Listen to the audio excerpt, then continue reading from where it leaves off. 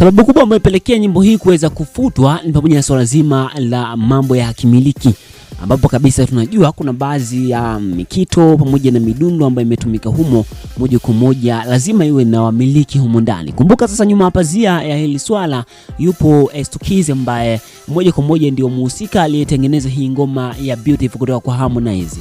Na tunajua kabisa kwamba kwa upande mzima wa Estokiz ni miongoni mwa watu ambao wako benefit sana na Diamond Platinum. Kwa hivyo hapa kati kuna vitu vingi sana ambavyo vinavyoendelea. Sasa nimekotea updates kamili hapa juu ya kile kinachoendelea kuhusiana na ngoma ya Harmonize kuweza kufutwa, lakini pia kufahamisha ni kipi hasa kilichojili nyuma ya pazia kilichopo.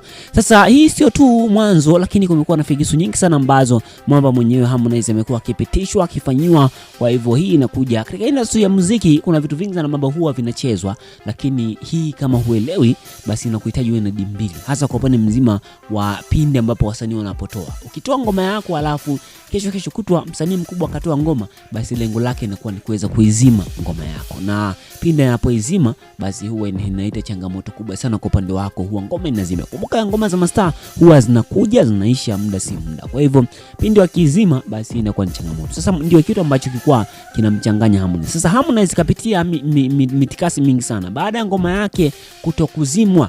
Hii ni kufuatia na mambo ya sherehe kama kina Nana na Billnass, lakini pia mambo mengi sana. Rayvanny kuachia ngoma yake hii ngoma ya Touch, lakini pia kwa mwamba mzima nani Lava kuachia ngoma yake, lakini pia trending nyingi sana ambazo zimefanyika kwa upande mzima wa Trey Songz kuja Bongo, lakini pia ngoma ambayo ilikuwa imesharekodiwa muda mrefu baada ya kuona sasa inabidi izimwe tu ngoma ya Harmonize, basi Diamond Platinum pia akawa ameanza kushuti ngoma yake ambayo rasmi matarajio ya wengi wanatazamia kwamba itaachiwa tarehe 4 Septemba, ngoma ya Big kutoka kwa Diamond Platinum pamoja na Trey Songz. Kwa hivyo hiyo kitu imepelekea moja kwa moja kuonekana kwamba rasmi ngoma ya Harmonize bado inadunda, na imekuwa ikitumika na mastaa wengi of course wanapoweka kwenye nyuma hapa zia wanaiweka pia. Ngoma hii imekuwa ikipromotiwa sana, ni moja ya ngoma kali sana Beautiful ambayo imechezwa. Sasa baada ya hii basi baada ya kutokuzima kabisa hii ngoma,